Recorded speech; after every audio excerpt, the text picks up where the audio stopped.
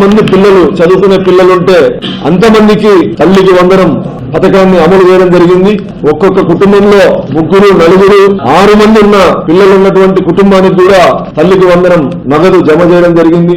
తల్లులు ఆనందంగా ఉంటే, రాష్ట్రంలో ఉన్నటువంటి తల్లులందరూ ఆనందపడుతూ ఉంటే, విద్యార్థులు సంతోషంగా ఉంటే, చంద్రబాబు నాయుడు గారు తల్లికి వందనం డబ్బులు ఇవ్వలేరు అని ఎగతాళి చేసినటువంటి మాజీ ముఖ్యమంత్రి జగన్మోహన్ రెడ్డి గారు, వైఎస్ఆర్ కాంగ్రెస్ పార్టీ నాయకులు నీకు 15,000, నీకు 15,000, నీకు 15,000 అని చెప్పేసి ఎగతాళిగా మాట్లాడడం జరిగింది. ఈ రోజు తల్లులు చెప్తా ఉన్నారు, మా ఇంట్లో ఇంతమంది పిల్లలుంటే అంతమందికి తల్లికి వందనం డబ్బులు వచ్చాయి, మా ఇంట్లో 6 మంది ఉంటే 6 మందికి డబ్బులు పడ్డాయని గర్వంగా తల్లిదండ్రులు బయటకు వచ్చి చెప్పేటువంటి పరిస్థితి.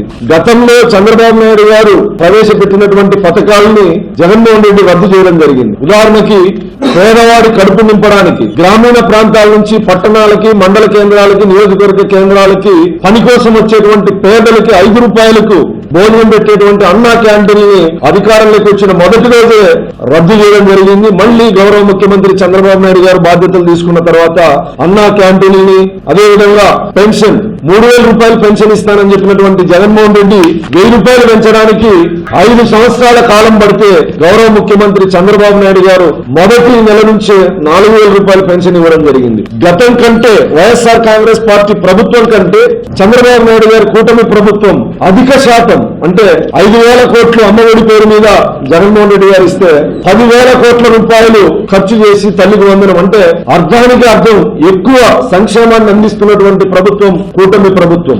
ఒకవైపు సంక్షేమం, మరొక వైపు అభివృద్ధి, రెండు కళ్ళుగా భావించి గతంలో విధ్వంసం జరిగితే, గతంలో అభివృద్ధిని ఆపేస్తే, గతంలో పారిశ్రామికవేత్తలను బెదిరించి పారిపోయేటట్టు చేస్తే, మళ్లీ ఈ ప్రభుత్వం ఎక్కడైతే విధ్వంసం జరిగిందో అక్కడి నుంచి పునర్నిర్మాణాన్ని ప్రారంభిస్తూ ఆపేసినటువంటి అమరావతి దగ్గర నుంచి విశాఖపట్నం, రాయలసీమ పరిశ్రమలు కావచ్చు, తాగునీటి ప్రాజెక్టులు కావచ్చు, సాగునీటి ప్రాజెక్టులు కావచ్చు, ఎక్కడైతే విధ్వంసం జరిగిందో అక్కడి నుంచి పునర్నిర్మాణం మరొక వైపు చేస్తూ ఒకవైపు సంక్షేమంలో భారతదేశంలోనే ఆంధ్రప్రదేశ్ మొదటి స్థానంలో ఉంది. పెన్షన్ కావచ్చు, తల్లికి వందనం కావచ్చు, రేపు రాబోయే రైతు సుఖీభావ్ కావచ్చు, మహిళలకి ఉచిత ఆర్టీసీ సౌకర్యం కావచ్చు, ఇవన్నీ కూడా ఏదైతే చంద్రబాబు నాయుడు గారు చెప్పారో అవన్నీ కూడా తూచా తప్పకుండా పాటిస్తూ పేద ప్రజల కళ్ళల్లో ఆనందం చూసే విధంగా సంక్షేమ ప్రభుత్వం ఇది.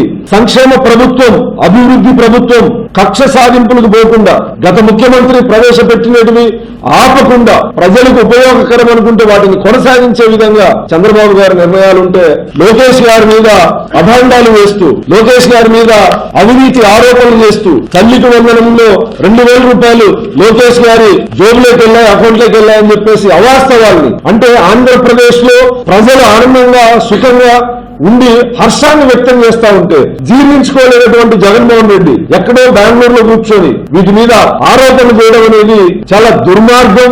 ఏ లక్ష్యం కోసం తల్లికి వందనం కార్యక్రమాన్ని గౌరవ ముఖ్యమంత్రి గారు ప్రవేశపెట్టారు, ఆ రోజు చెప్పారు, ఆ లక్ష్యం కొనసాగే దిశగా ఆ లక్ష్యాన్ని పూర్తి చేసే విధంగా తల్లికి వందనం కార్యక్రమం ఉంది.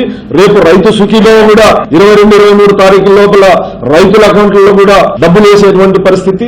ఇంత భారీగా నగదు లబ్ధిదారుల అకౌంట్లోకి జమ చేసేటువంటి ప్రభుత్వం గతంలో లేదు, భారతదేశంలో ఎక్కడా లేదు. అంటే ఇచ్చిన మాటకు కట్టుబడి ఆర్థిక లోటుపాట్లు ఉన్నప్పటికీ ఏదైతే మాట ఇచ్చారో ఆ మాట కట్టుబడి ఈ రోజు కొనసాగించే విధంగా స్కూళ్లు ప్రారంభమయ్యే రోజు ఏ తల్లిదండ్రులు కూడా పేదరికంతో ఉన్నటువంటి తల్లిదండ్రులు పిల్లలు చదివించేందుకు ఇబ్బంది పడకూడదు, కష్టపడకూడదని స్కూళ్లు ప్రారంభించిన రోజే తల్లికి వందనం నగదు జమ చేయడం అనేది చంద్రబాబు గారికి, కూటమి ప్రభుత్వానికి, లోకేష్ గారికి విద్యార్థుల పట్ల, విద్యార్థుల తల్లిదండ్రుల పట్ల ఉన్నటువంటి చిత్తశుద్ధికి కారణం. గతంలో ఏ ప్రభుత్వం అయినా ప్రజల ఆర్థిక అభివృద్ధికి భరోసా కల్పించేది. అంటే ఆయా కార్పొరేషన్లో బడ్జెట్ పెట్టి ఆయా కార్పొరేషన్ ద్వారా ఆయా కులాల ఆర్థిక అభివృద్ధికి పాటుపడేది.